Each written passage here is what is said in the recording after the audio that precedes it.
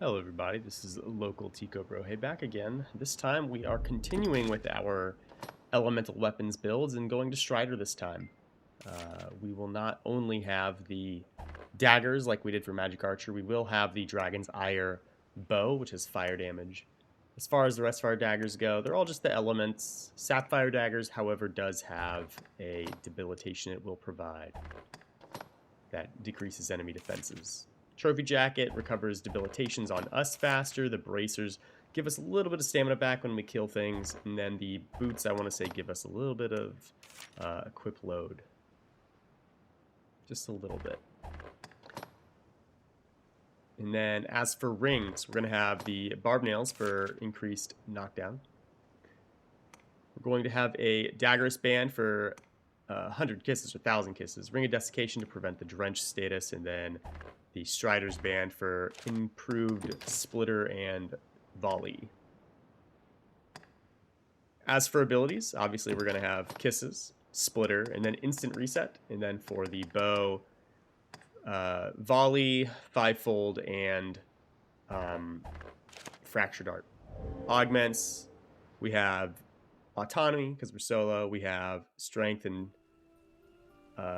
Magic.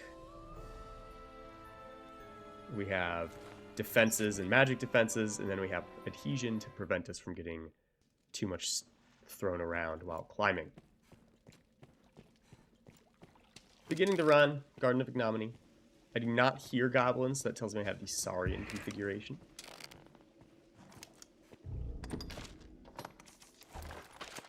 Saurian are weak to ice, so we switch to the Chilling Daggers. We probably won't use them, just because we can do pretty good damage with the bow.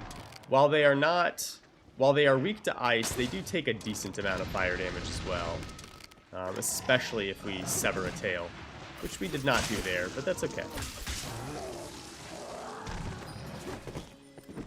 Unlike when we were a Magic Archer, the usage of our abilities is actually quite powerful.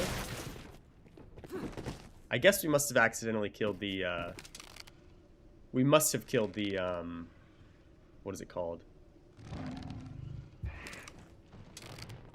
The Siren, because I didn't see it die, but we must have killed it. Otherwise it would have flown at us.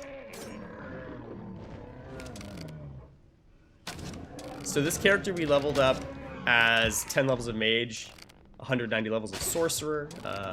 The people who have not seen the Magic Archer run, what our thoughts were is I wanted to see how much damage we do if we have a fully elemental build leveled exclusively as magic, and went through using only those elemental weapons to see if it was viable, if it was terrible, what. We began with Magic Archer because obviously I'm confident that one's going to do a lot of damage because that one's already a magic vocation. Next is Strider because I was also very confident in Strider. And that's about as far as we are so far in those series of runs, because I'm in the process of moving and haven't been able to play for a couple weeks. But as you see, Dragon's Ire is just as powerful as always, even if we haven't leveled with any strength. What's interesting about the leveling up as magic, because we're using magic abilities, the heavy-hitting single attack abilities lose a lot of value because a lot of those scale with strength. However, the multi-hit, multi-strike abilities, they do a lot better. And the reason for that is we don't get really good scaling with the magic stat that we have because the magic stat isn't being applied to pretty much anything, including Fracture Dart. However, when we use something like Hailstorm Volley, because we do have that ring, when we use Hailstorm Volley, every single one of those arrows is a strike that is getting the value of that magic stat for determining how much damage it does, just because that's how much damage we're dealing with the weapon. And it makes those abilities a little bit better when the element itself is valuable. It's not a massive change. And in fact, if we just had Darkening Storm in the physical bow, we'd probably be doing better in most circumstances just because it will scale a lot better. But, like, it does okay. It actually does okay. Like, us killing the Gore Chimera earlier was a little bit more than I expected. Duskmoon Tower, we have the Thunder Wyvern, which means we're going to have 2 Gargoyles. Gargoyles are weak to Lightning. I don't know why I put the Sapfires on. There we go. Now, we will knock this guy down. Or we won't. One of the two. He's pretty easy to avoid, so I'm not overly worried about not getting that knocked down. But we want to kill the 2 Gargoyles first. I don't have 100% petrification resistance. They're also quite annoying because they'll knock me over and things. There we go. I was gonna say I should be using Brain Splitter. We have Brain Splitter. That is like the best ring you can get as a Strider, in my opinion. The Hailstorm Volley Brain Splitter combination ring. Here, what I should probably be doing is taking off the ring so that I could use the double barbed nails instead. But the double barbed nails probably isn't necessary either, so I guess it doesn't matter. While we have not been hit yet, this is not a no-hit run. I never intended it to be so. It's unlikely that I get a no-hit run while also doing this. It's not impossible. In fact, if I wanted to, we could do it. The reason I say it's unlikely is it's just going to take us a lot more attempts. I think this was only like our 2nd or 3rd attempts to do the run. Just because we do good damage to most things.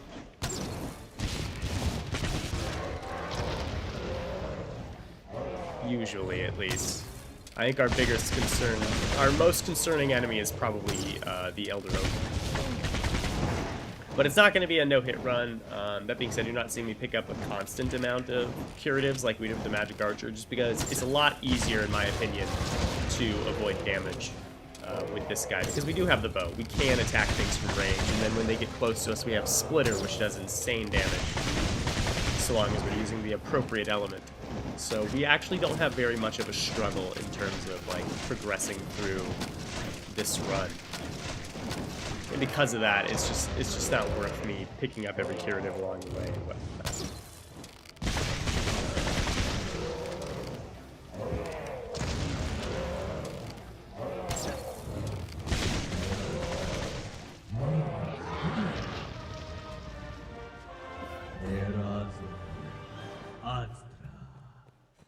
and that's it for the Duskmoon Tower. We're trucking along pretty good. We're entering the 8-minute point of the entire video, which means after the gear video, we're probably actually only about 6.5 minutes into the run. And we're already at the Ward of Regret. Means we're on a good pace to avoid the respawns when we come back through. I don't hear ghosts yet, but even if I do hear them... Okay, never mind. We want the Kunai because it's good against the ghost, or not the Kunai. We want the Heaven's Key because even if it's not ghosts, it's quite good against the skeletons as well. It does the most damage. In terms of elements, holy damage is just the way to go. I don't mind that we have them, the ghosts I mean, because Brain Splitter will one-shot them. I don't know if Skull Splitter does. I should have tested that. Or maybe I did and I just don't recall the answer. The reason I bring it up is because if you play and you use Brain Splitter and you leveled up as a Strength Boy or even a Neutral Boy, if you play and pick up the Heaven's Keys, if you do regular Splitter, it's not a one-shot. It usually takes 2. But Brain Splitter does one-shot them. I just don't know if... because we have a higher magic stat if it's one-shotting them now. I don't know.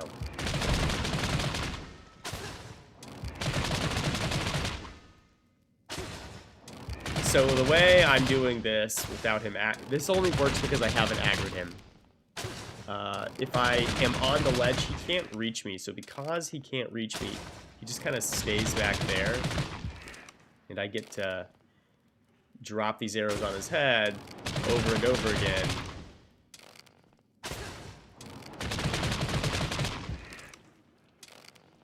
And I get preemption bonus damage, which is why we're doing so much damage.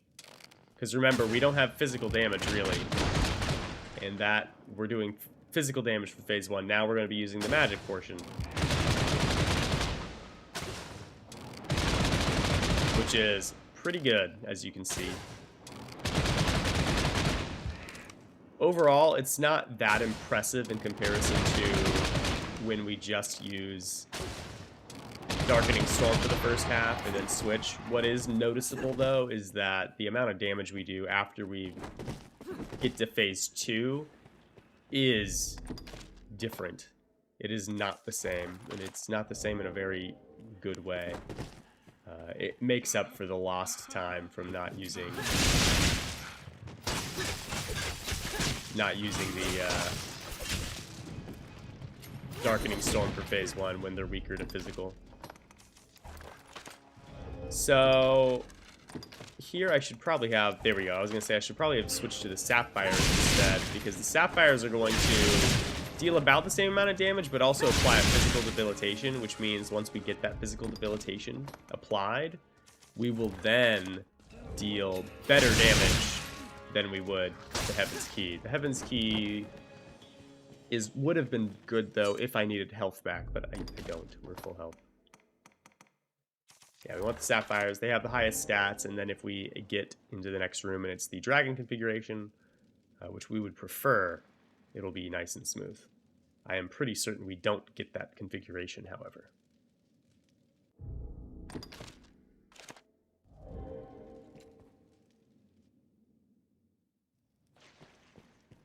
Midnight Helix. I don't hear the dragon roar, so no dragon. There, I picked up that stake so that we can have some stamina back.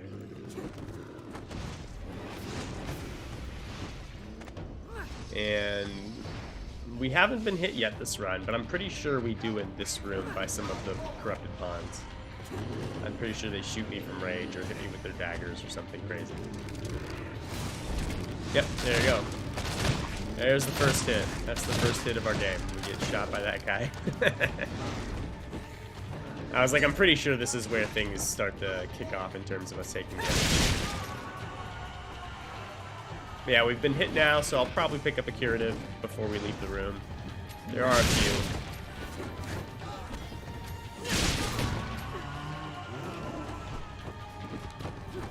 Now, unfortunately, we did not get the dragon configuration. The reason that's unfortunate is because the dragon configuration would offer us the... I rolled off the wrong direction. We want to roll off onto the higher side of that. Anyway, the dragon configuration means we can kill the dragon very easily, and then we just have Strigoi, which come to us.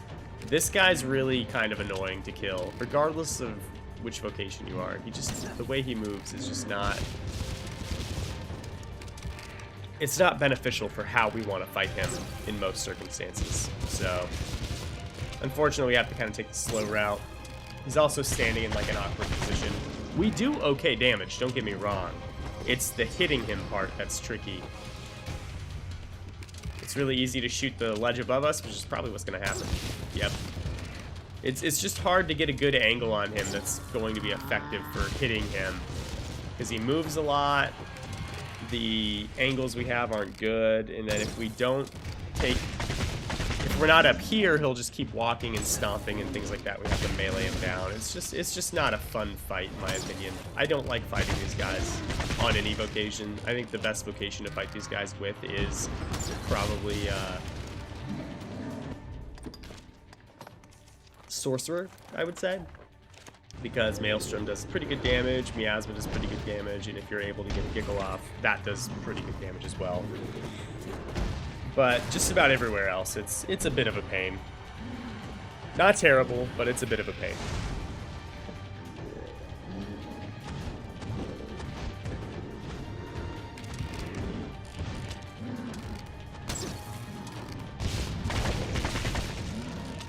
If I'm lucky, I'll keep getting Fracture Darts, and he'll stay in that kind of position. But there, he stepped forward, so I don't... and this is why it becomes challenging, right? It's not about he's too tanky. It's not about he's too defensive. It's not about he's too aggressive. It's just, it's hard to hit him. It's just hard to land your hits on him from range because he moves around so much. Especially as a Strider with Fractured Art. I could use Fivefolds and we'd hit him, yeah, but we wouldn't hit him in the face very often. And it wouldn't do nearly as much damage as just a body shot with this does, with Fractured Art. Is the thing. So it becomes more stamina intensive without dealing additional damage. And it's just a unfortunate circumstance. But, you know, it's whatever.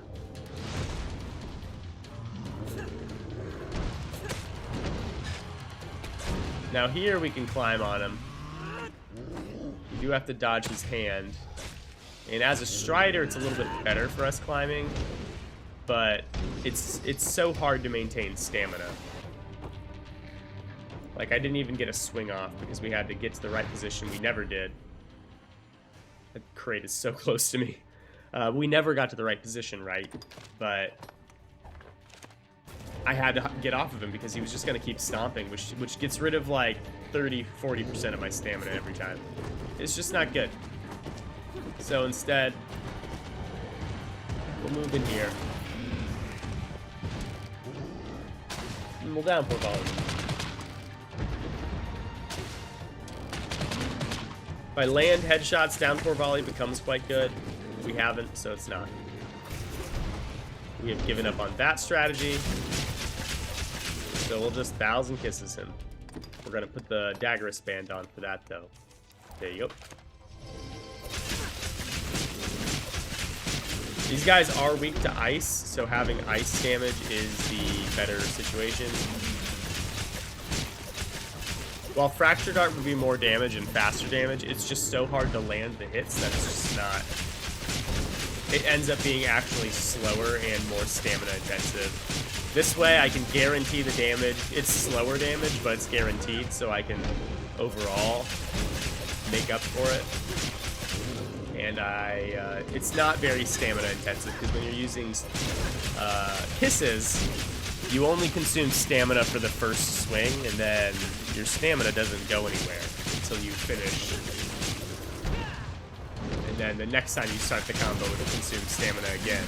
So long as you're maintaining your slashes in the middle of the combo, you're okay. You're not losing stamina. Now my stamina's low, so we're gonna do a couple of just regular sets of hits.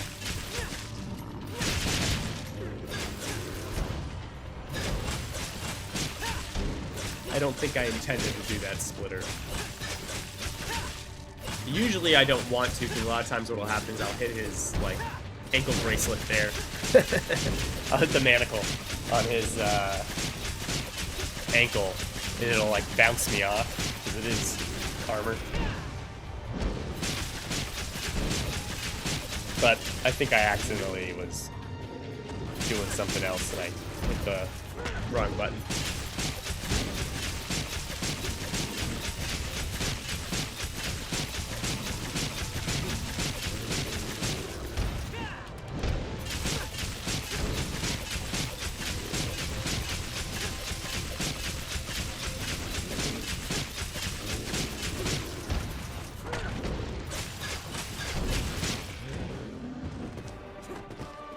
There we go. It was much faster. Let's get the Sour Ambrosial Meat, top off our stamina. What I'll probably be doing is just picking up a King Warish in the Duskmoon Tower area. Just because that should heal me to... One of them should heal me to full. Now, Death could have spawned in this room. It did not either run through, but that's okay. I don't really need to show Death what for. We already beat him up once in the Garden of Ignominy. We'll probably see him again. I don't recall. Here, we'll check this chest because it can be a Gear 3, not a Novelty 3. The only Novelty 3 that I ever find worthwhile is the Elite Lantern, which we already have equipped. A Gear 3 is what I would like after that, because that can be whatever rings I might need for the other vocations I intend to run with this character at some point when I have time.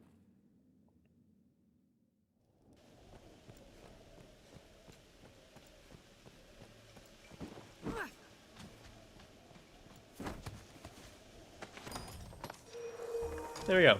Max health.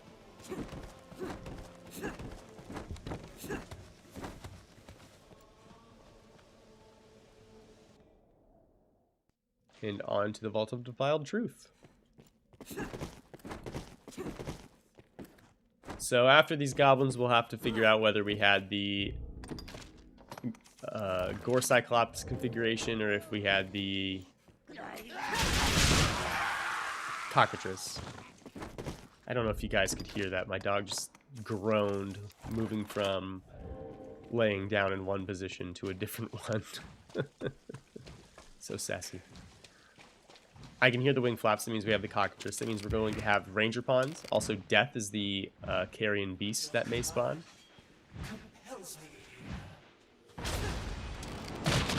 I stepped out too far. I should not have stepped out as far as I did because it aggroed the Cockatrice. I can get a shot off on the Cockatrice before it notices me. It's very nice to do that. If I was smart, I actually would have ran out there next to the Cockatrice so I could just splitter it, but I wasn't thinking fast enough. That's okay. Ooh, that was almost bad.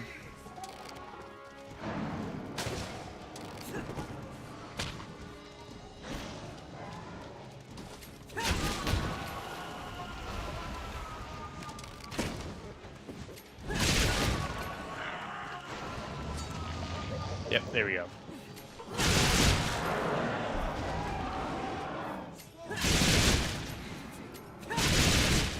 So the Cockatrice is a fairly weak enemy, all told, as far as Bitterblack enemies goes. But it's a fairly weak enemy, all told. There are 3 Ranger Pawns that I want to kill. That's one of them. Ooh.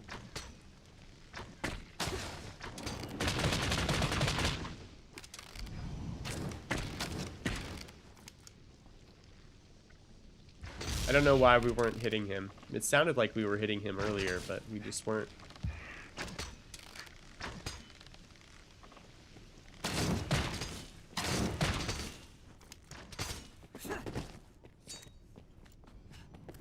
Anyways, the Cockatrice is actually weak to lightning and not fire. However, the Cockatrice is kind of weak. It can catch fire, which makes it good. It's also not very strong against physical damage either. Or not very resistant against physical damage. So, Sapfire Daggers, it's just the most damage in general. It's not really worth swapping to the Galvanic Razors for just him when it's... The Sapphires do just fine.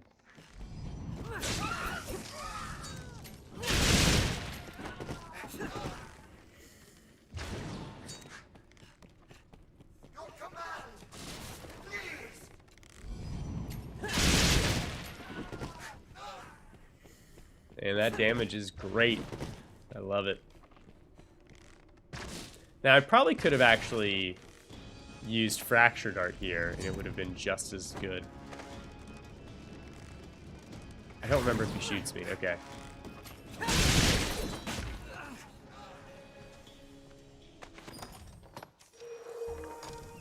Nice. The splat fast track to the ground.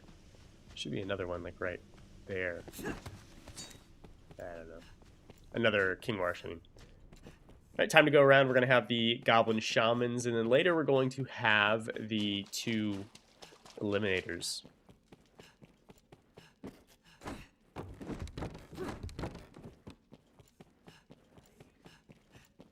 Now, generally, when I play as Strider, I don't have Fivefold, and instead I'll go for Mighty Bend. The reason we're not using Mighty Bend, though, is while the Stagger is nice, or the Knockdown is very nice on it, I don't really need it, and ultimately, I don't deal that much damage with it.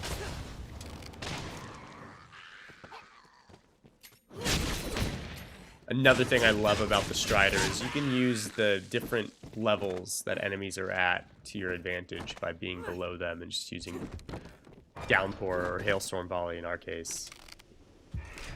Right on top of them, or right up below them rather, and because the target, or the attack goes from top to bottom, it'll just hit them. It's so nice. I love this move. Strider is my favorite vocation. Part of the reason Strider is my vocation of choice, as far as favorites goes, is actually the bow abilities. Strider is designed to be a heavily Daggers influenced ability, or not ability, but vocation. But for whatever reason, the daggers just, they get me. Or sorry, the bow just gets me. I love Downpour Volley. I love Fracture Dart. Fracture Dart's my favorite ability in the game. And I don't know. I just love them. If Ranger had these two abilities, Ranger would probably be my favorite.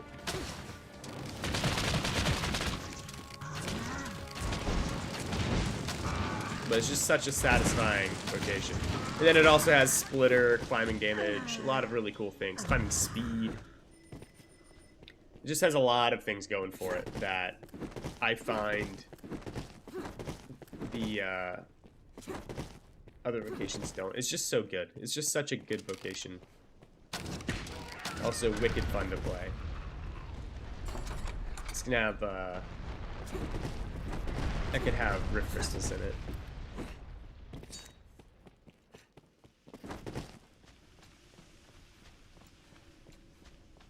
Should be like 2 more King Warish in this room.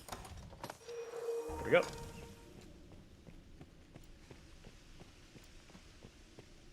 And that's it for the Vault of Defiled Truth. Moving on to the Gutter of Misery.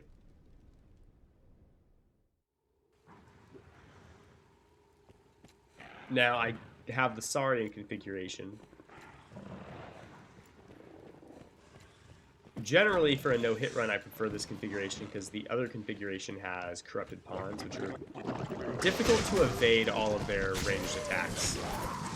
In this case, obviously, I don't really care because it's not a no-hit run. And instead, we're going to have Greater Goblins and then Eliminators. Eliminators is not my favorite for this run. Obviously, we can deal with them quite well with this vocation. But for the other elemental weapon runs, the Eliminators are kind of actually scary. Maybe not scary, but they're really annoying because we just don't deal very great damage to them usually. But in this case, we're actually quite good at killing them, so it's not concerning.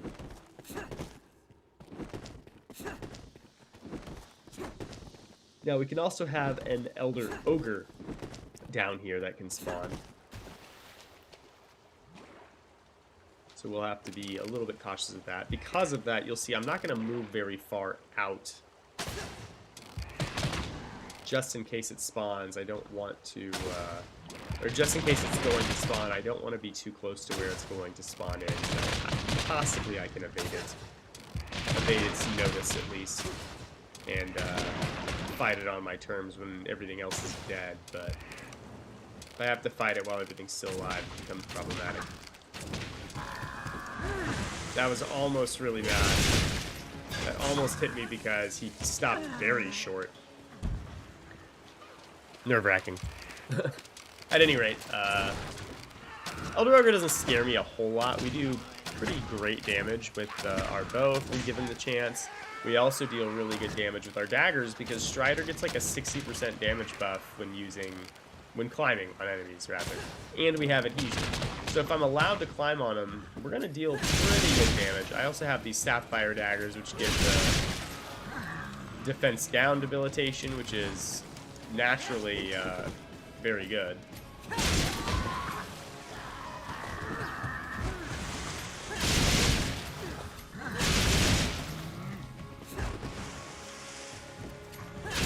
see that debilitation on his health bar where the fire is indicated. Just keeps alternating back and forth. That's lowering his physical defenses, not his magic ones. So it helps us deal damage with our Sapfires and everyone else that we're hitting it, but it's only like a portion of our damage and not the more important portion, unfortunately.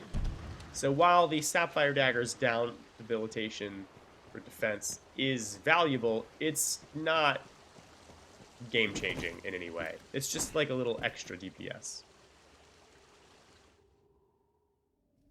Now here we should swap to Holy Daggers because the eyeball enemies are always weak to holy damage.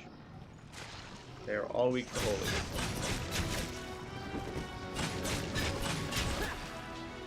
Whatever reason I kept the Sapphires. I think I just wasn't thinking about it.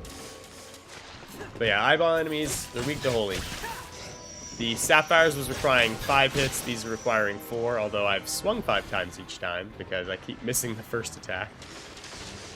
But yeah, we're a little bit stronger for having used Heaven's Key. What we're waiting on now is I want them to cast a lightning spell at me, not an ice one, because it's just better for climbing purposes.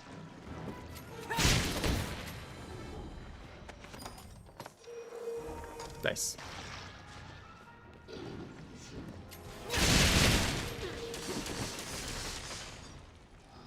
I should also, you can also just go in between 2 casts if you're fast, but I'm kind of, I don't know, being a little goofy.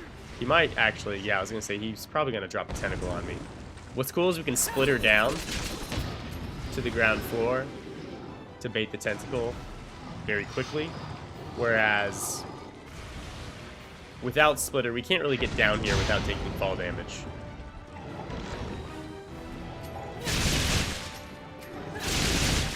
Fortunately, we do incredible damage when we get down there, so not bad. And we're about 30 minutes into the entire run, 31.5 minutes into the video, which is about how long the gear video lasts at the beginning. So we're half an hour in, and we're moving pretty quickly. Phase 1's pretty fast for Bitterblack Isle. Phase 2 is a little bit slower. And then Phase 3 is definitely the longest. At any rate, that's going to be it for the Gazer fight. We're going to have to move on to the Fortress of Remembrance.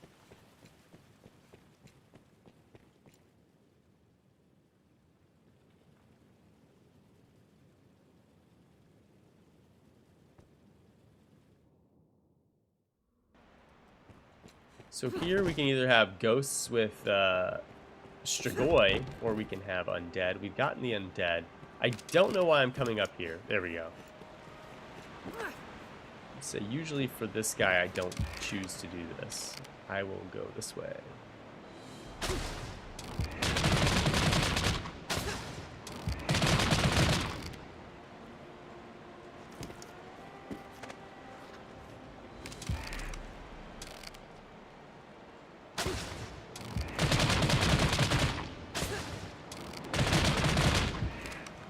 One more. I don't know. There we go. So I don't know if I can hit the angle. I don't remember. Perfect. There's also going to be 6 wargs. I should have remembered that, but sometimes I don't. Alright, you'll see I'm going to be hugging this left wall. It's because I want the wargs to all funnel into one area. If I hug the left wall, as they come towards me, they will generally all line up eventually. They did not there, mostly because they got closer to me than I would like, faster than I would like them to do so. So we kind of panicked rolled. I probably could have just kept walking back and evaded them, but that's okay.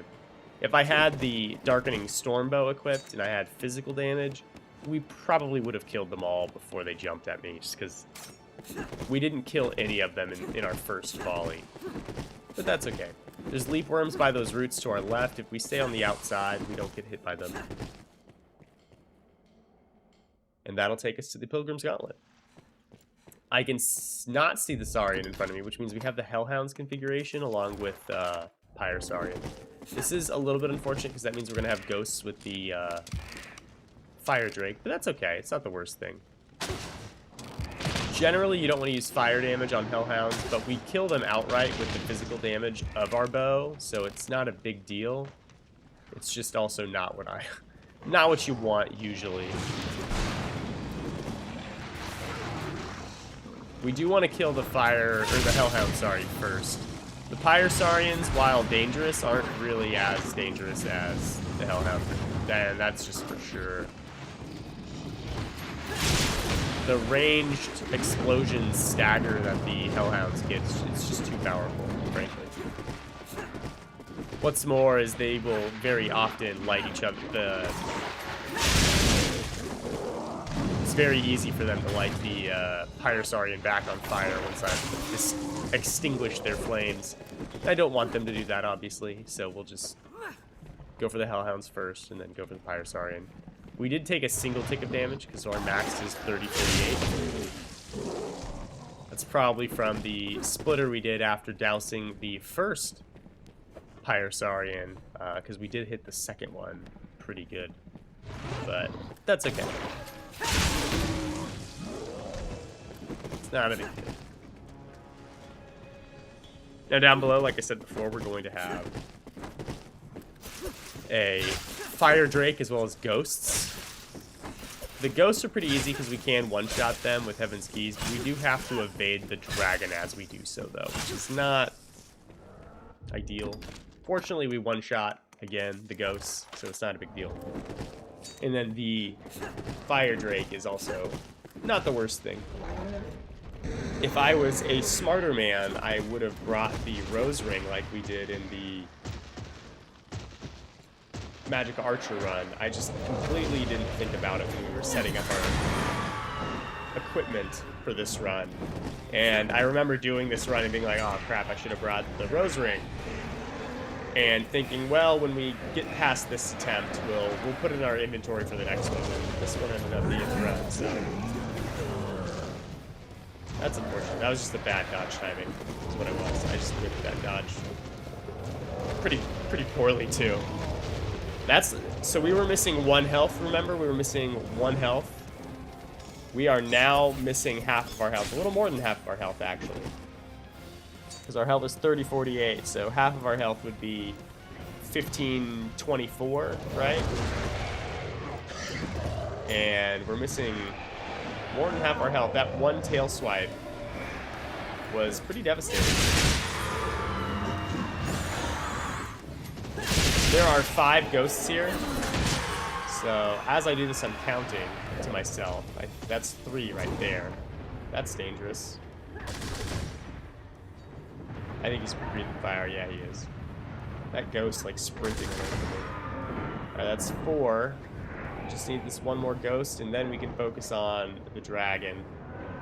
As I said before, the ghosts aren't really dangerous, and the dragon, while can kill me, isn't even the problem. The problem is really having to deal with both at the same time, because I have to pay attention to the dragon while I'm trying to kill ghosts and so on and so forth. And it just becomes, it just maintains a level of danger that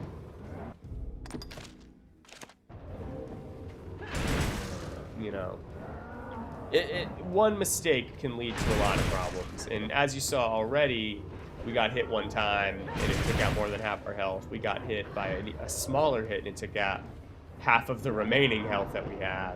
So we're working with like a little less than a quarter of our health total. And it's not a good look.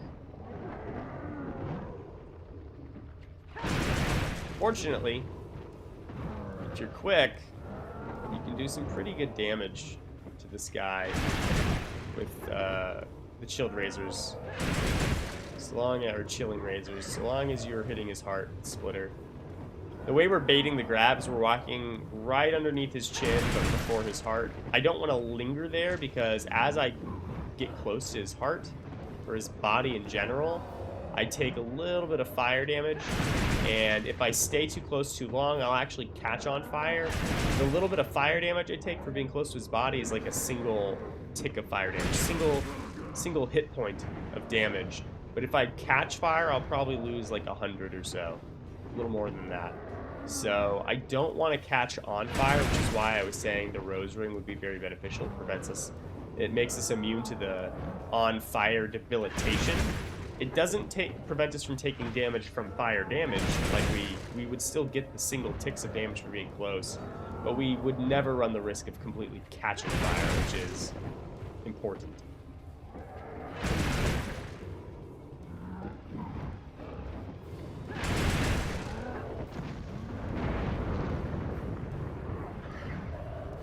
But if we stay at a good distance and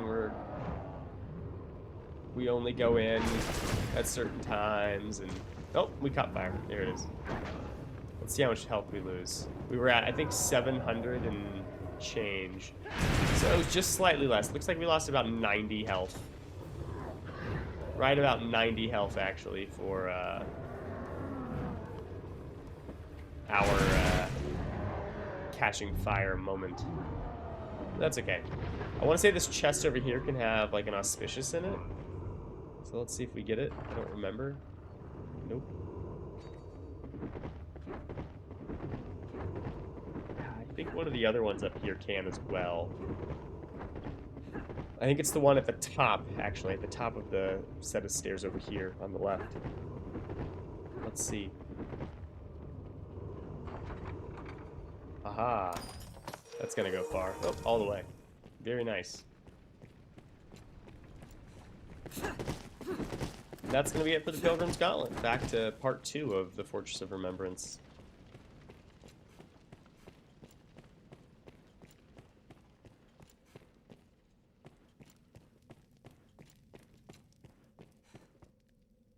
So earlier we had Undead and Gone. That means we're gonna have Poisoned Undead and 1 white. The white is what I'm more concerned about than the Poisoned Undead. Poisoned Undead, often we can manipulate them into walking off the cliffs, but ultimately they have to physically hit me, the Poisoned Undead, whereas this guy can cast. And while I'm not really worried about him actually hitting me, because he's pretty easy to evade, he can make it so that I can't maneuver because he prevents us from avoiding stuff. I didn't mean to kill that one, but I figured we might as well since we started.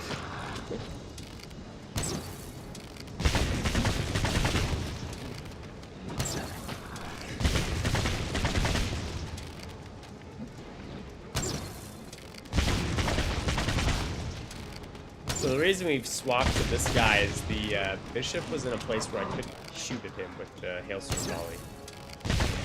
Now from here I probably could hit it with Fracture Art, which would be incredible damage, but...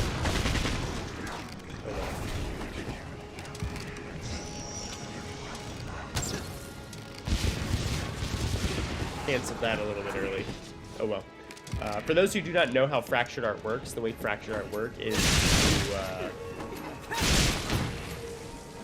you take out the bow, you prep it. Fractured Art will always follow the same trajectory. It's a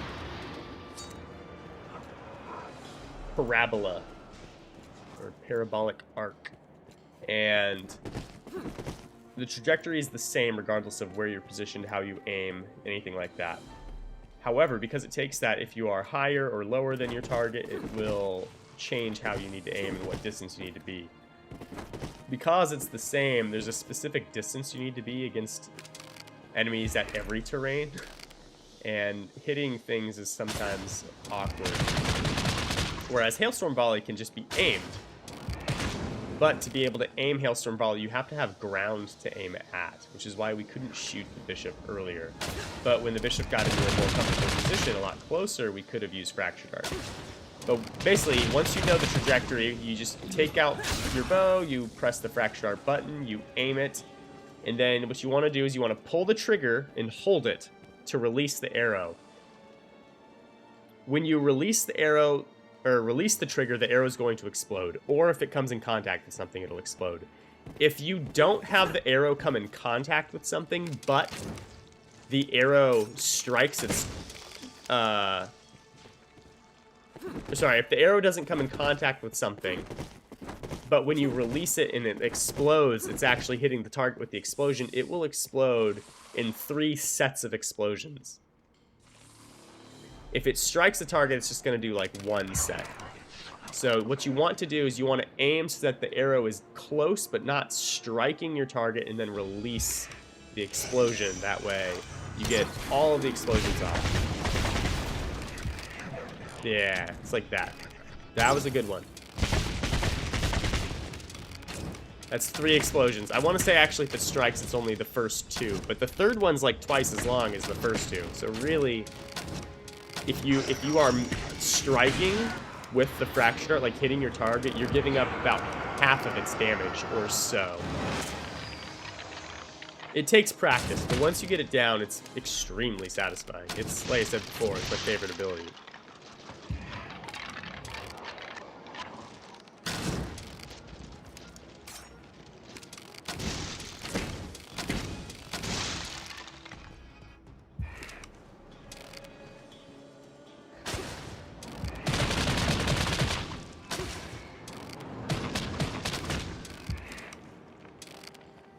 So the more damage I can deal before he stands all the way up, the more damage I'll have that uses the preemption bonus damage for it not being in a combat stance.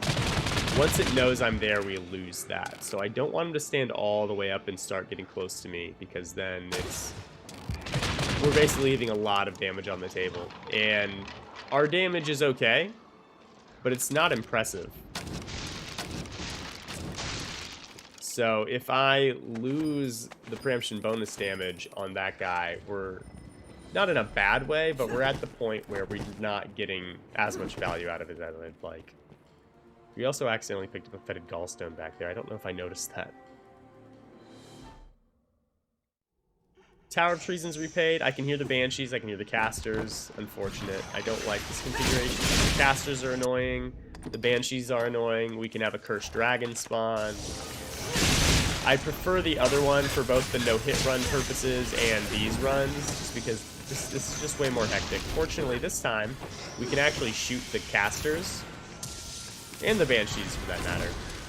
But we can actually deal with the enemies from range, which is nice. Last time as a Magic Archer, we couldn't, because we were using the Daggers only. This is not the ideal way to play.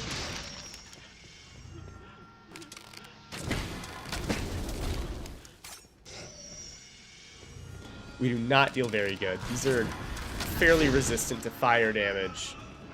And our bludgeoning damage, while, you know, we are using bludgeoning damage, it's not very good because we don't have very high physical stat. So it's just better to get close to them with the ice damage. Or we can get preemption bonus damage off. But there it saw me, so we don't get that.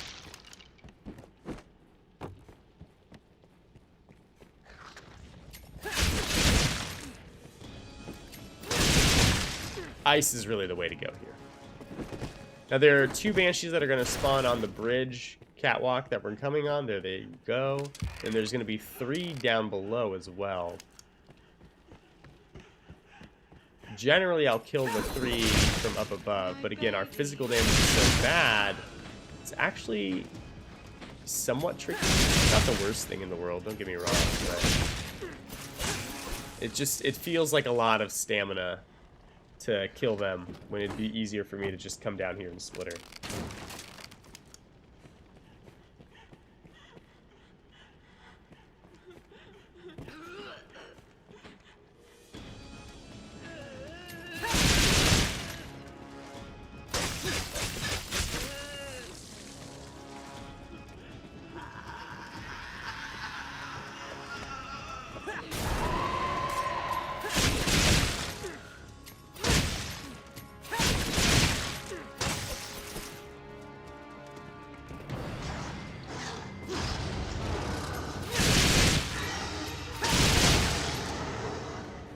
And there's the Cursed Dragon.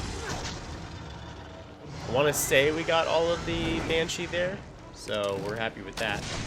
Cursed Dragon's pretty easy. If we get it to land up top, we can Fracture Dart it down pretty easy. Our Lantern just went out, so I'll probably fix that right here. Oh, we're going to switch to the Heaven's Keys. Interesting. Well, the Heaven's Keys are actually kind of useful because it's good against the dragon if we choose to dagger the dragon down, but also we're going to have skeletons next. It'll be good against them as well. So I actually don't mind that, now that I think about it. I was mostly thinking about the fact that I probably won't use the daggers against this dragon, but it gives me the option to, but also I'm going to want them for the next part anyway, so might as well switch now when I can give myself some options. What I want is for this guy to fly into the air. I want him to land elsewhere, though. Oh, I guess we're going to go for it. The daggers. Okay.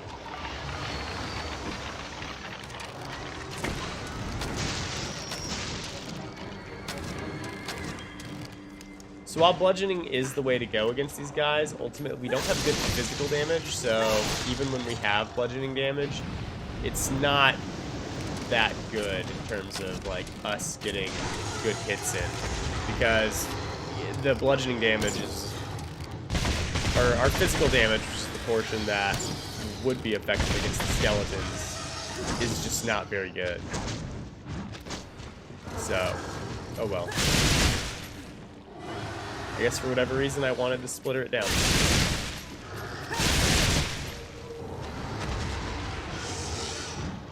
I usually like Fracture Dart instead, but, you know, especially in a room like this where I have skeletons that can and will spawn.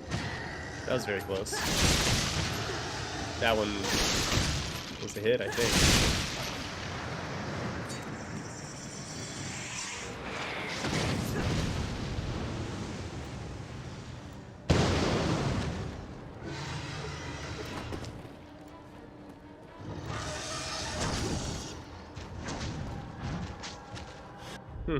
I don't know.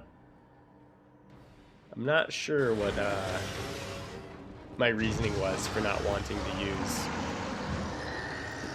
the bow. Maybe I wanted to do something different than what I would normally do. Because normally I would use the bow. I wouldn't splitter this guy down, generally.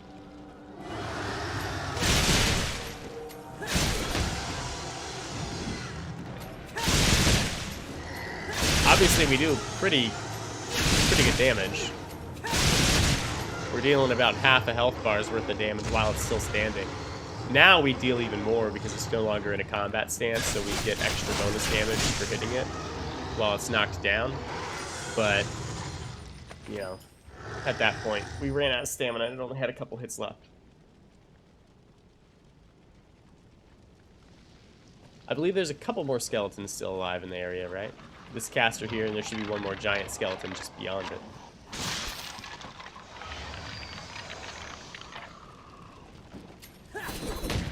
Aw, really?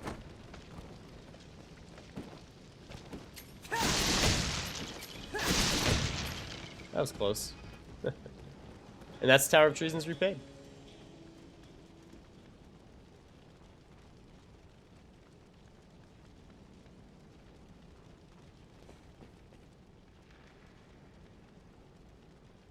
Probably letting my stamina come up just a little bit. I don't need it full, but I do want it to be a little bit decent. Just because usually if it's Vile Eye configuration, I'll be sprinting here usually.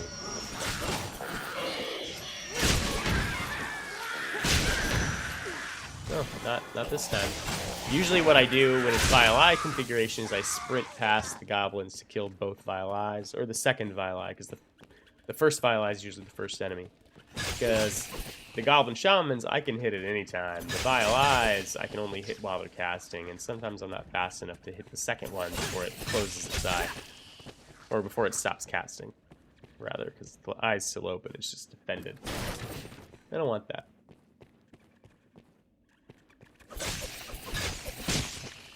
So because we had the Vile Eye, we're going to have a Silver Knight and some Goblin Shamans.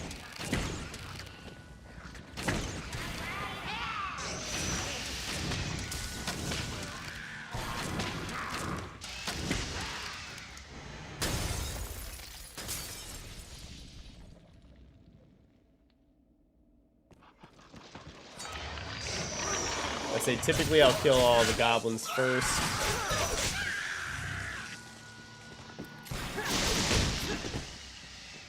That's half a health bar.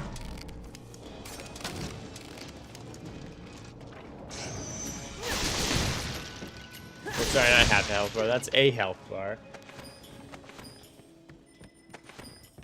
3 splitters and we're done. Very nice. Next, we're going to have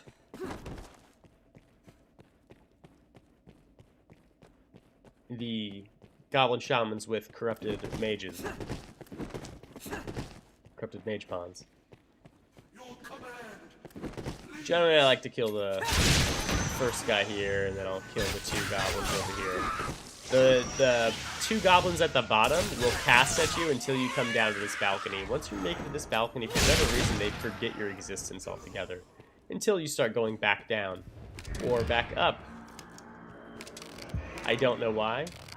Yeah, see, we're going back up, so they start casting at us again. But if I stay on this ledge here, they'll forget about me again. It's very odd. I don't really know what the deal is. But, you know, whatever. Next is my favorite fight, Dark Bishop. We've already got the daggers I want. Holy daggers are good for the dragon. Not very good against Dark Bishop, though. Dark Bishop is actually weak to dark damage. So we'll switch to the Kunai after we knock this guy down. Which is very easy. Now, Fractured Art's extremely good, so we might not even switch to the Kunai until later. Oh no, I guess we do switch.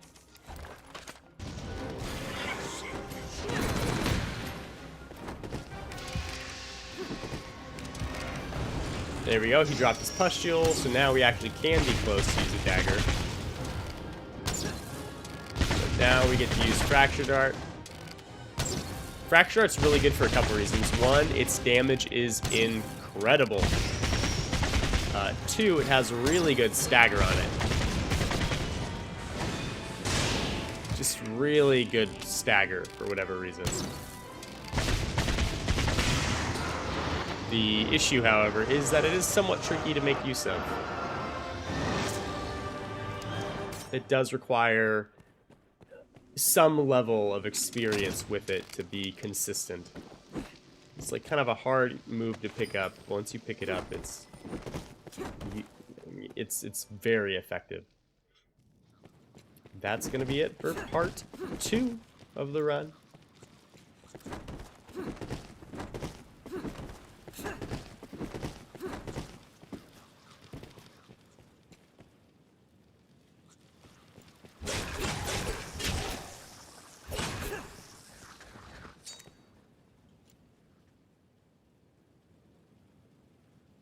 Moving on to the Rotwood Depository.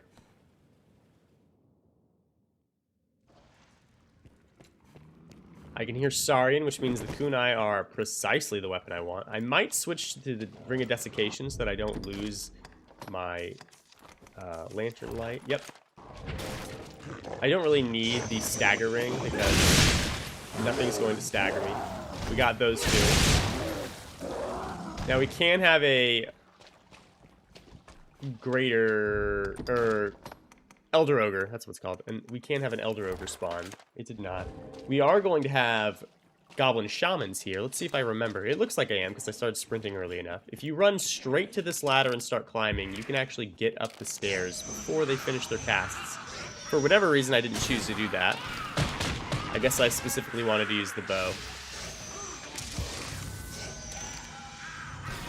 But if you are a melee vocation, or you don't have good damage against these guys because they want physical, what you can do is you can just, so long as you know it's that configuration, before you hear them and they hear you, if you start sprinting before you go into that hallway, you can make it to that ladder and climb up that ladder immediately before they finish their cast so that they won't knock you down.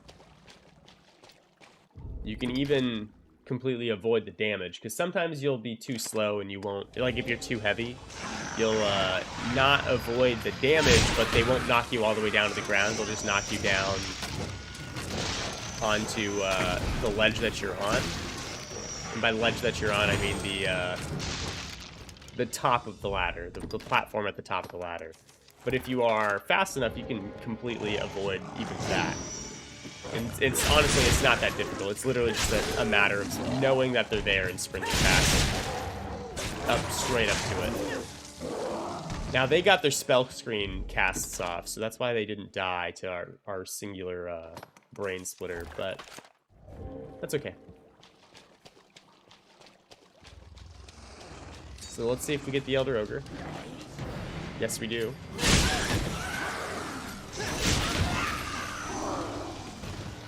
We have the Ring of Desiccation equipped, so if we need to forward roll to avoid anything, we can. We're going to switch the Kunai here because I can get rid of these Saurian as well. Normally, I'd be very afraid of our friend, Mr. Elder Ogre, or Mrs. Elder Ogre.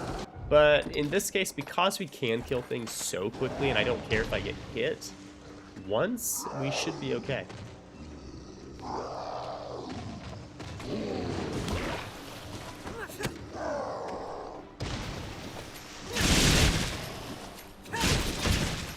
Now, he has a spell screen buff. which is not very good for me. It's just not going to take much damage until we get that away. We just gave it the debilitation, though, for the defensive down, which kind of negates it, so we're pretty happy. We still aren't going to be doing impressive damage, but we do enough.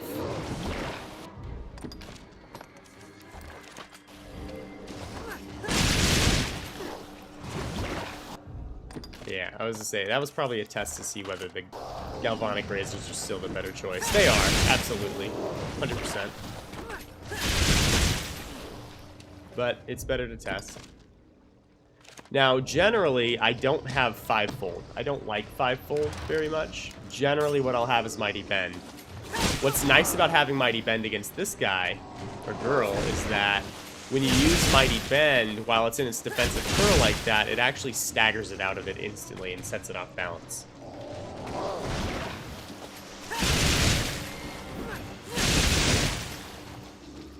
So I could, if I had that set up properly, I could have used that. I don't even know if we've used Fivefold at all this run, mind you. So it's kind of silly that, well, we did, I guess, against the wards.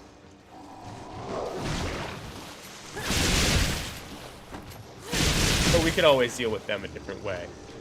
But yeah, I do like Mighty Bend against these guys because of that fact. But it's not necessary, it's not crucial. Now here it's going to enrage because we got it below 4 health bars remaining. Which gives us a good opportunity to get a few extra splitters in. Ultimately, this is the part that's dangerous. At this stage, it can one-shot me. Oh, that was very close. Whew. That was a little bit scary. That was very close to my demise, I will say. Very scary. We'll put the Heaven's Keys on just because the next room's either going to have whites, or liches rather, which we got, or it's going to have these gold and silver knights. The gold and silver knights are weak to holy damage, as are whites, so it's useful. That being said, we're going to take advantage of our bow for bludgeoning damage, simply because it's hard to land hits on the whites. I keep saying whites, they're liches. They have 2 health bars. It's hard to get the strikes in on these guys if you're trying to use the daggers, because they're in the air. Here I'm just going to shoot them with the bow. They are weak to bludgeoning, which is nice, but our physical damage is so bad that we just don't do very much per shot. That's okay. But I want to conserve my stamina because once we get too far in the room, Hellhounds are going to be in the stream configuration. And I know that for a fact. So I'm going to switch to the Chilling Razors. And I'm going to scoot forward. At the end of this room, this hall that I'm in, of the Forgotten Halls, this segment of it, at the left corner there is going to be 5 Hellhounds. So I'm going to kind of inch closer. And I have okay stamina now, so we should probably be comfortable moving forward, but I want to get close there so that when they yell at me, which is the first thing they generally will do, I can hit at least 1 or 2 of them with the splitter. And that's 4 out of 5, so we only have 1 left, which is exactly how we want this thing to start. And that's all 5. Now, there are going to be more down below. I'm not overly worried about them because they do die quickly. However, there's also some corrupted sorcerer pawns, and those guys are a little bit troublesome. Obviously here we have the leaf worms. If you're fast enough, you can arrow all of them down before they jump. I missed one, so it got the jump off. There's one to my left at my elbow. I just haven't noticed it yet for some reason. There it is. That was kind of funny. I was just looking at it on the playback, but I guess I missed that on my actual run. Kind of silly. So there's going to be a few more Hellhounds. I genuinely don't know how many Hellhounds are in here, because the Hellhounds aren't the scary part of this segment of the run. It's the other guys. I'm a little bit surprised I didn't release that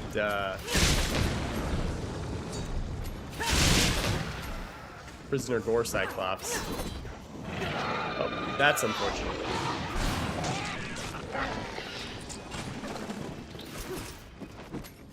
So when they suck your blood, hey, Bloodred Crystal, isn't that nice?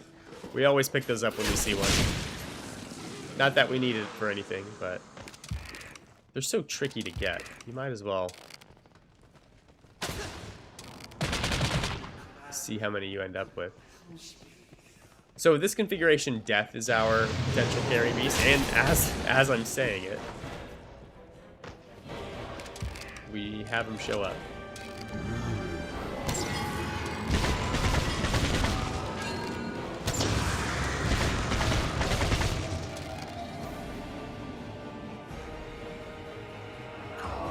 Now, generally, Death will leave after 1 health bar goes away. That was a little bit close, a little too close.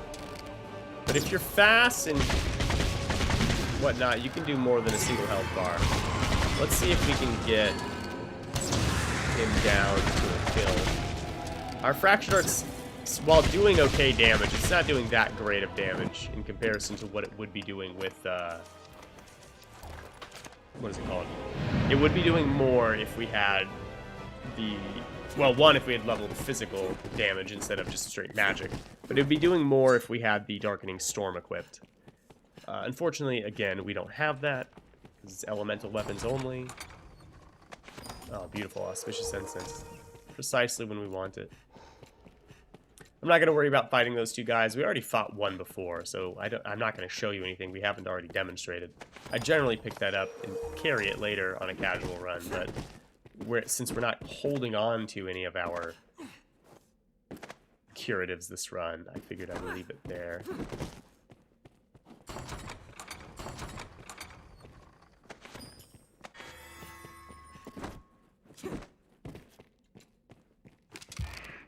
There are going to be 8 leap worms here. They will not... We can't shoot them from the area. They have to start falling down, but... It's usually not too bad. That just means you have to walk a little closer than you'd like. Unfortunately, we took a little bit of debilitation damage there, so we're missing 1 health, but that's okay. I'm not bothered.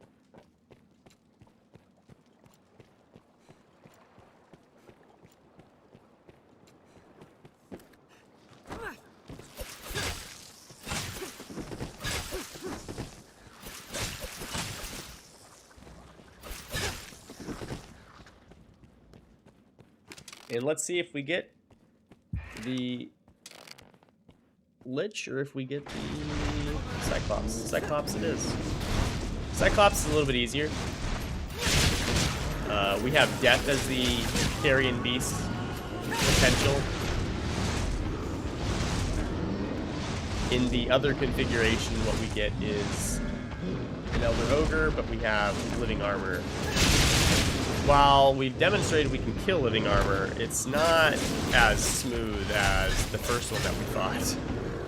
Not that it's terrible. Splitter will deal good damage, but it's still just not as smooth, because how could it be as that first one? When we're not going to be able to keep them out of combat for the time is the trouble. We're just getting boxed around by these guys. Fortunately, they don't do any damage because they're the Grancis level Cyclops, but still.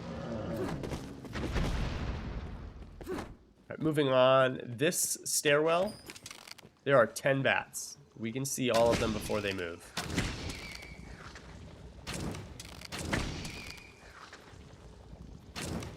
If you are looking at this video and you're like, how do you see that? If you go to my Ranger no hit run video, I actually circle all of the bats before we shoot them, because these last two are, you really have to know where to look to see them, because you only see like the tips of their wings and their nose. There's very little visible, but yeah, we can shoot those before they start moving, which is great for the no-hit run. Obviously here, since we're not doing a no-hit run and bats don't do that much damage, we could have easily just jumped down and then killed them all as they approached us, but I like shooting them. Simply because I know I can. And any damage we get to avoid is good, right? So here we're going to have giant Gore Cyclops.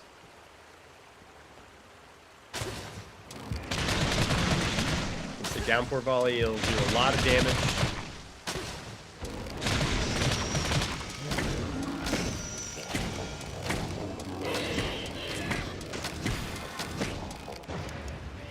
That's one down. The second one's a little bit harder, in my opinion.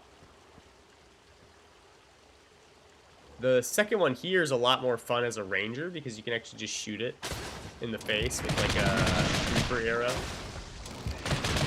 It's really nice, but this one's kind of awkward to shoot with this ability because of the way it steps. The further I step out, the greater the likelihood that it sees me. And it's just hard to get the kill before it really notices me, and I lose preemption bonus damage. There, we managed to keep it staggered long enough that it never entered a combat stance. But, yeah, again, it's mostly luck. I don't know why I put the Ring of Desiccation on. I guess I wanted to avoid that right there. I would say this segment has some deeper water that's kind of hard to evade the Drenched status, but those are the only two enemies that we're going to fight. Because if we had death, I wouldn't use my daggers. I would use...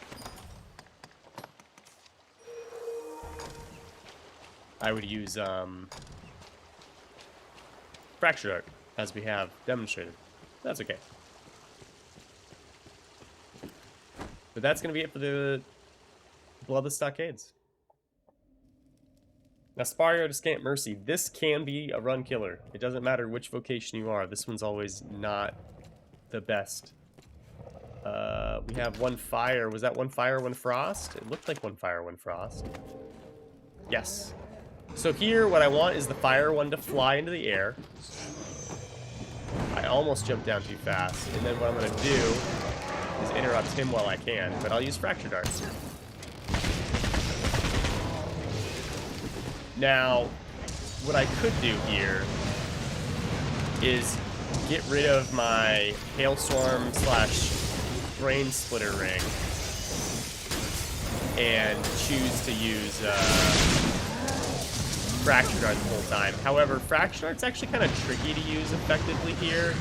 Not because it's difficult to get good hits on the Frost Drake. Ooh, we took a lot of damage there. Not because it's hard to use against the Frost Drake specifically, it's that it's hard to use without knocking down the Fire Drake. And I want the Fire Drake in the air for as long as I can get him.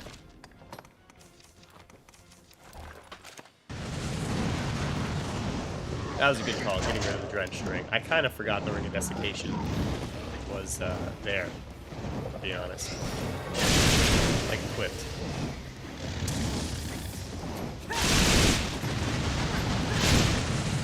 That was a mistake. I didn't hear that the Fire Drake was breathing because the last whiff that we had of it was right before the Frost Dragon started its breath. And because of that, I didn't hear... I heard the Frost Dragon prep its breath, and I didn't notice that the Fire Dragon was also doing the same thing. So that was a little bit of a mistake, but it's okay. So long as we avoid the Fire Dragon from here out, we should be okay. This is a little bit nerve-wracking because it always can just charge and then breathe at you immediately, and it's damn near impossible to evade. So that was a bit nerve-wracking, but once we got it there, we're okay. Once we make it to that corner, we're happy. Now here, we're happy as well because we got the dragon to fly. Up again, if you run up top, the Fire Dragon will almost always... Fire Dragon, okay? The Fire Dragon will almost always fly into the air. Sometimes it'll chase you up, but it has to be very hot on your tail. I would say we got the Stagger. That means we should get the Knockdown, which we did. And unfortunately, we jumped over the heart, and it's going to breathe at us. That's just unfortunate timing. If we hadn't missed that jump, we would have killed it there. But that's okay. We kill it right here.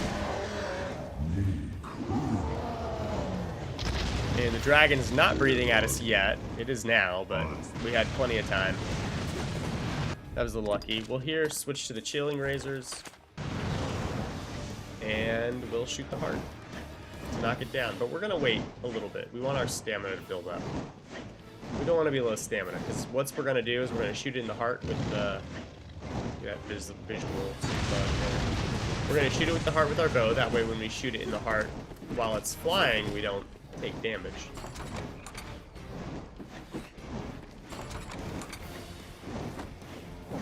Or sorry, when we shoot it in the heart when it's flying, it'll knock down. If we shoot it in the heart while it's on the ground, what'll happen is it'll stand right back up. And I don't want that. I want it to stay on the ground as long as possible.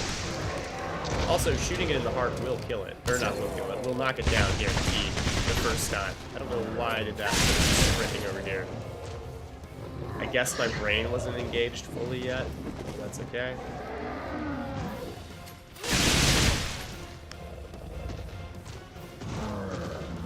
We've already fought one of these, so we know how to deal with it. We just want to get it to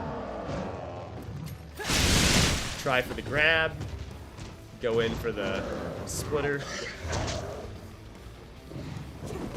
You're noticing I'm rolling underneath the chin when I go there? That's because it helps avoid more opportunities for us to catch fire. We're just using iframes at the most vulnerable moments. It's not 100% successful, but if you do that more often than not, you'll be a little bit happier for it in terms of whether you catch fire or not. There, we're not even taking the tick damage. The thing is, whenever we go in for that splitter, we still are vulnerable to the fire. Like, every time we go in, we lose 1 hit point.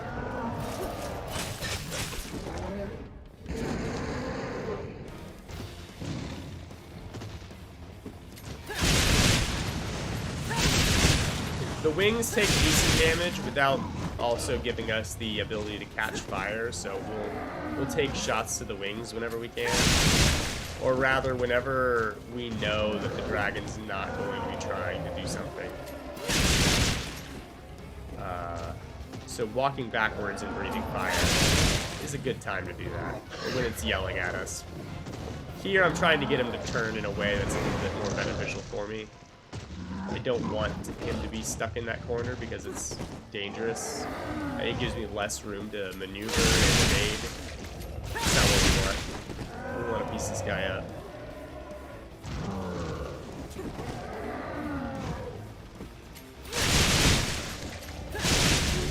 There you go. And we managed to avoid catching fire that time.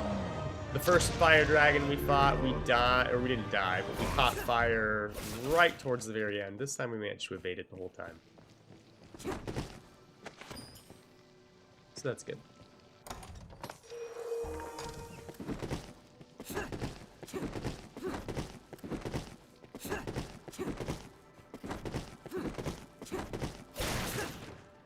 Here we're just looking to see if we can get a curative or two. The next room isn't the best room for curatives. There's a couple chests that have actually really good curatives in it, but there aren't very many actually decent curatives in the next room, so I'm gonna check as many spots as I can. Turn the lantern off so the dragon doesn't notice us. I don't see an eliminator there, which means we have the living armor configuration. That's the one I would like. For a couple reasons. One, there are fewer enemies. The living armor configuration has 3 living armor scattered throughout the city, and then 3 eliminators rather at the very end, all the way back there. It also has only 1 dragon. Now the dragon is stronger because it's the Bitterblack Isle Thunder River variant, but it's only 1 dragon. We also can have Death as the carrion beast. The other room configuration has 8 eliminators scattered throughout, 3 living armors at the end together. 2 dragons, which are going to be right there where I'm aiming is the first one. The other one's over there. And then, which that was actually very well timed. I did not script this. So the fact that I actually pointed it out, I was probably telling chat the exact same things I'm telling you guys now. Because we did stream this live over at twitch.tv /localticobrohe. But yeah, anyway, as I was saying, we have just fewer enemies. And then the other one has 2 dragons over there, and then a cursed dragon can also spawn. So we have more than 1 dragon. We have 5 additional eliminators. It's just a bad deal. It's just not what we're looking for. So this one's a little bit tricky. We can't really do the strat that I generally like to have against these guys without using Fivefolds, and Fivefolds suck, so we don't go for it. So what we'll do is we'll just bait him and then hit him in the back with the Splitter. Which, as you can see, does incredible damage. We're very happy. Okay, that's a brilliant move for it to do. Unfortunately, going down the hill is really awkward for that. We might hop over his back. So we actually didn't really get a good hit in on the first one because just the altitude changes because we were on the stairs. But that's okay.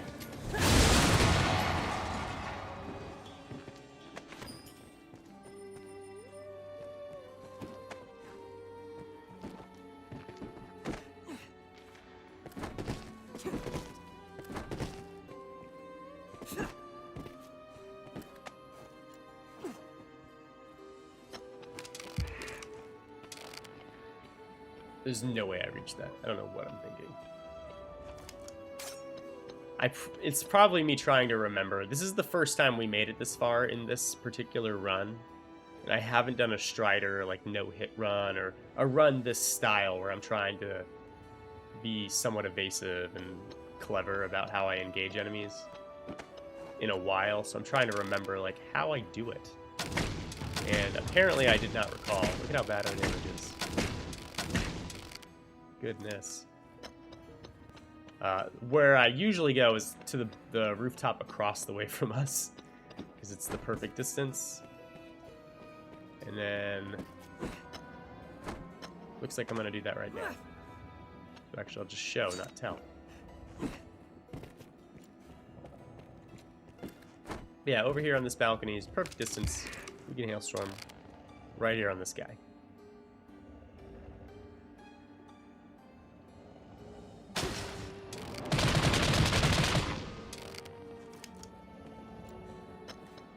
What am I doing?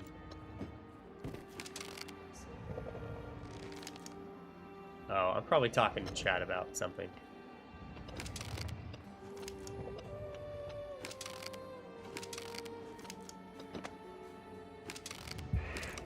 I don't know. I genuinely do not remember what conversation we were having. Obviously, it's something strategic because I'm pointing at different areas of the room.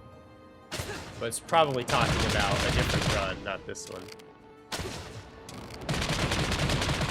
Because running over there is a strategy I would generally use on a melee character. Maybe I'm talking about the run attempts we had as a magic archer, Daggers only, or something. Of which there were a decent number, not a lot. But we did do a few. This one was only like 2 or 3 attempts, and I don't think any of the attempts made it this far, except for this one. Because it was just like we'd get caught by a Garm or an Elder Ogre in one shot. That being said, we did not get Garm at all this run. Garm are actually remarkably easy for Strider. You just kind of hop on their face and beat it up, kind of like what we did with the Magic Archer, only you do even more damage because Strider gets like a 60% damage bonus while climbing. So we actually just kind of messed it up. And then we had 1,000 Kisses. So Magic Archer just did slightly more damage in general because it has the Magic Rebalancer ability. But but Strider just was more consistently good damage, was the thing. This can be a weapon 3. I don't need a weapon 3, but I might as well check it. Since we were going up there. The reason we were checking that is because the chest above that we opened can have a... I can't remember if it's a godly or an auspicious incense, but it can have some remarkably good curative in there. Yeah, there we go, full health.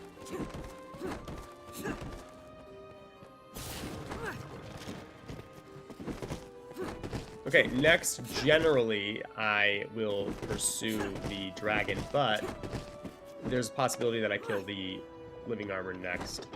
When I do that, what I do is I'll go to the area of scaffolding that goes between this building and the one to the right, and I'll stand there and I'll use Downpour. We'll see what I do. Yeah, I'm looking towards that guy. Looks like we're killing this guy first. Now, we're running around with the lantern off because it makes it harder for enemies to see us. And the reason I don't want enemies to see me is because of the dragon. I don't want the dragon to aggro to my position and try and attack me. Because having to deal with the dragon and the living armor at the same time is a little bit frustrating. I can easily just avoid it. We're happy.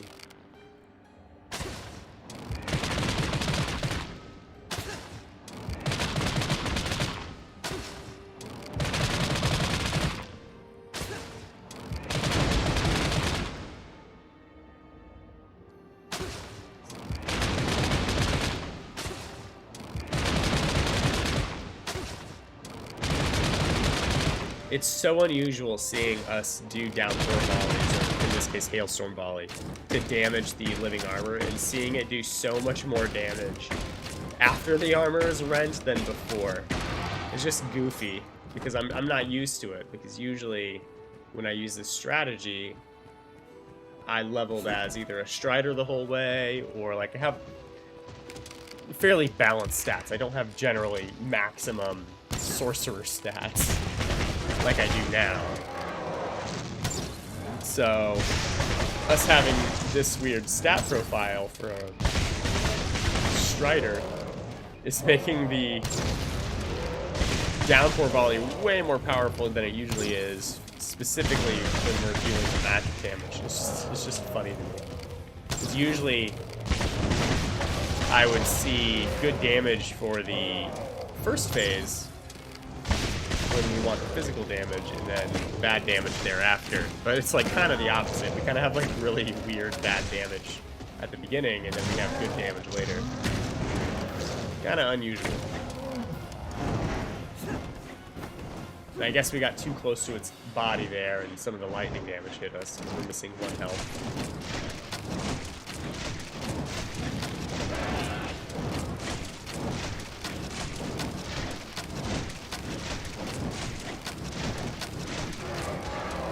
That took so long, wow. I wasn't sure if we'd ever get the knockdown.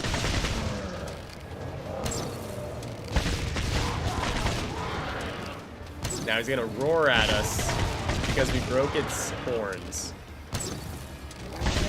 Now while it's roaring like that, if you manage to hit the heart, it's really a lot easier to get the stagger.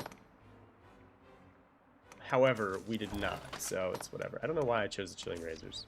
Maybe I'm prepping myself for the next fight. I don't need the Chilling Razors. If anything, I probably should have swapped the ring to double Barbed Nails. But that's okay. Look at that damage though. Golly. It's hard to be disappointed about that. Right, now I'll probably turn my lantern on. I don't know why I would choose the Downpour. I can just pull one at a time, these guys, with my bow. I guess I'm not about it.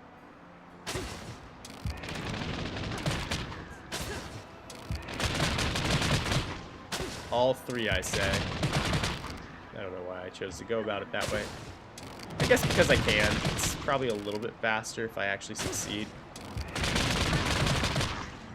Which it looks like we are.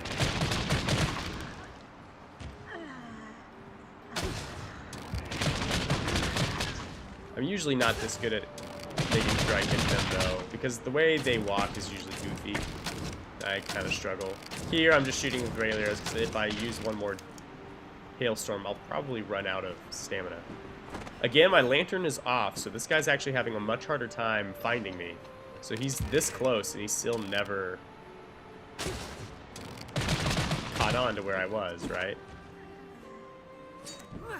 Here we're going to jump across. There is a sour ambrosial meat over here, so we want the stamina. There's also generally a pumpkin, which is going to give us maximum health, too. So we're going to enter Damon with full health, full stamina. Lantern back on. Not full health and full stamina. If you land on the balcony on the other side, you can then jump off that and survive. I also could have landed on the ledge and then used Splitter to get down. But then the comedic timing of me saying I'm going to enter Damon's fight with full health and full stamina wouldn't have been ideal. That being said, we still might. There's generally like a Harspud sauce in here. that I am bypassing completely. I don't think I thought about it. Damon. Phase 1, we'll probably just splitter him down. We can Fracture Dart him once he goes to the next phase, but what we'll do is we'll splitter him down while he's trying to punch us. Once he gets low enough to the point where he wants to try and go to the center, use Soul Vortex is when we'll break out the bow. Just because he's squirrely. He's hard to hit with Fracture Dart when he's running around and swinging at us.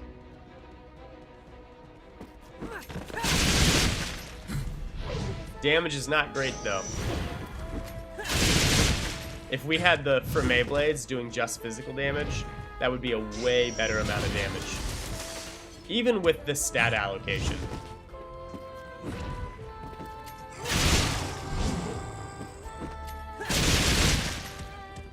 But it's good enough. All we have to do is get Damon down 2.5 health bars at least. And he'll start moving towards the center to Fracture Dart. Or not to Fracture Dart, to Soul Vortex. If we get him down to 3 health bars missing, then he will do it. So, this is not doing more damage, this is doing less. I wonder if I was trying to give him the Debilitation. I don't know that we can Debilitate him. Again, this was our first attempt that made it to Damon. Damon is generally not a scary fight for Strider. Strider is my vocation that I generally will play on every single character to farm Damon when I need equipment. Oh, we can't.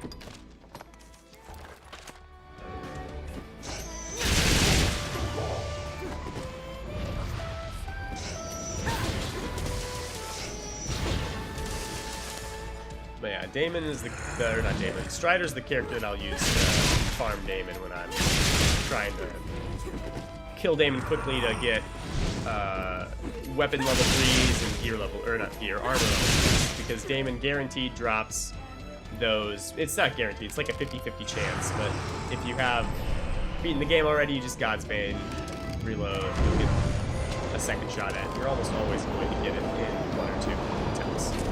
Either your first attempt or the second one. What I'm trying to do is just shoot him in the head. I want to do a little bit of chip damage here. We're not doing really anything, so I probably could have forgone this and instead just use a singular Fracture Dart, but that's okay. Next we'll Fracture Dart. Look at that damage. We want to stagger him here. Successful. And we'll keep Fracture Darting.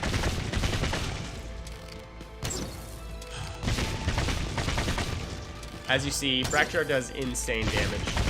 And that's part of why I choose to use this for farming Damon. On any vocation, you can, so long as you've leveled the way you want it to, you can just switch to Strider and you can use Fracture Dart and do insane damage to Damon. And what's nice about it is the weapon I'm using, the Dragon's Ire, you get for free using a Moonbeam Gem in the Duskmoon Tower. So you can get the weapon you need and the ability you need with, you know, little challenge. So it's just valuable. Phase 2, our damage is going to look a lot worse. It's a lot easier to land Fracture Darts though, so we don't have to wait until he gets low health.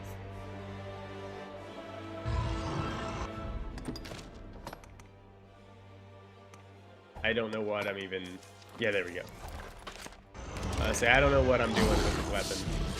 Now, if he opens by doing the arm swings, he doesn't actually send the arms out. So you can always get a free hit in at the very start if he does that.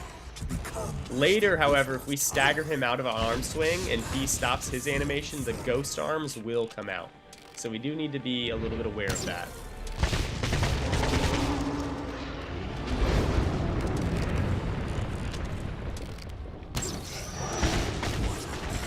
Yeah, every Fracture Dart is anywhere between like 1/4 and 1/3 health bar.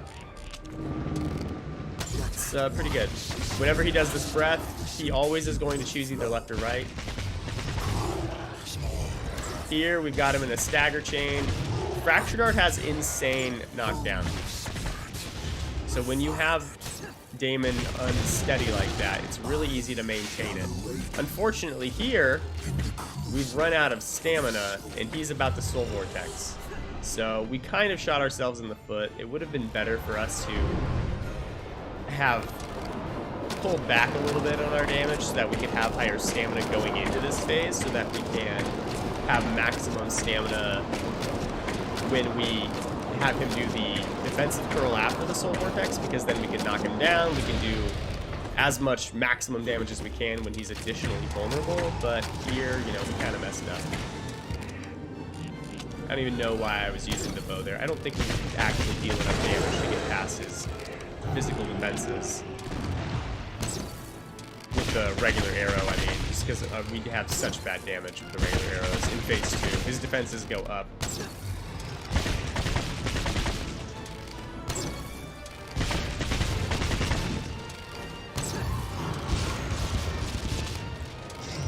Look at that. That's Combustion. I actually couldn't tell. I just knew that it wasn't Ingle because the balls weren't flying at me, and it wasn't Bolide because there weren't balls flying around him.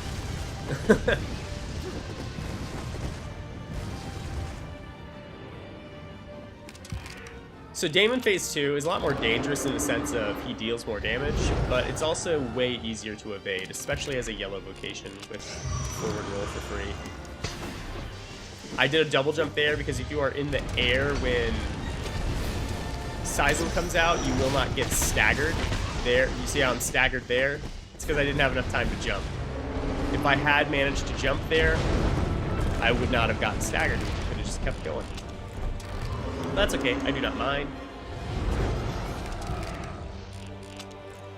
This isn't a no-hit run, so I don't really care. I count that as a hit. A lot of people don't. I count it as a hit when I'm doing my no-hit runs because it's something that I can avoid completely. I might as well learn to. That move, what it does is it possesses your pawns, but you can also be possessed. What happens when you are possessed is that your pawns will attack you because you're an enemy. Not they're an enemy, you're an enemy. Just a little bit awkward. Obviously, it's not going to happen. It might also skill stifle. I don't remember. I think it also does a little bit of damage if I'm close. I don't want either of those things to happen. So we're just going to avoid it. That's why I ran away.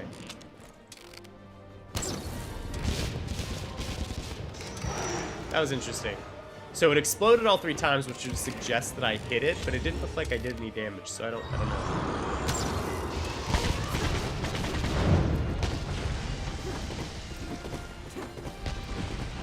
I don't know, it's weird. Obviously, as a yellow vocation, double jump keeps us away from the Seism pretty easily, the Stagger. Blue vocations can also levitate.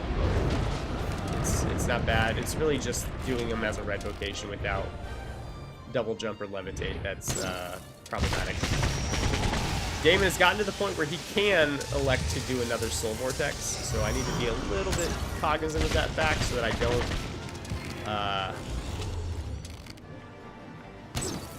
get myself caught out. Ooh, the Stagger. I would love to follow that up, but I know the 2 Bolides are going to be going right towards me because the first 2 Bolides are always targeted at your person. If you have pawns, then the first 4 Bolides will go each to one of you, and then the second 4 will go to each of you again in sequence.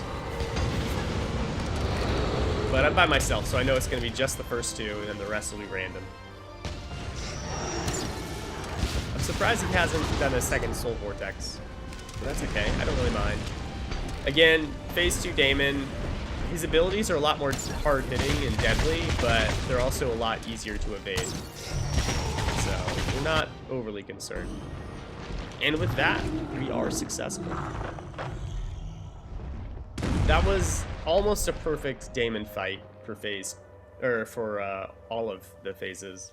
We got caught by the Stagger of 1 Seism. That's the only thing that actually got us. So that was a pretty clean Daemon. And we did it as a Strider leveled exclusively as Mage and then Sorcerer. Like, we are the weakest we potentially could be, and it was still not hard. So you can only imagine like how good it is when you actually level appropriately, or if you choose to min-max for strength, you can just deal so much damage to Daemon. I love Strider so much. But with that, I hope you guys enjoyed the video. I want to thank you guys for watching it. Be sure to drop a like and subscribe. I'll be putting out a few more videos for sure. I am in the process of moving, so I don't know timeline-wise when that'll be. And I also don't know what my schedule is going to be like when I get done with that, but I'll definitely be streaming a little bit more once I finish. So be sure to pop in and check us out. Hope you all have a good one. Thanks for watching, everybody. Cheers.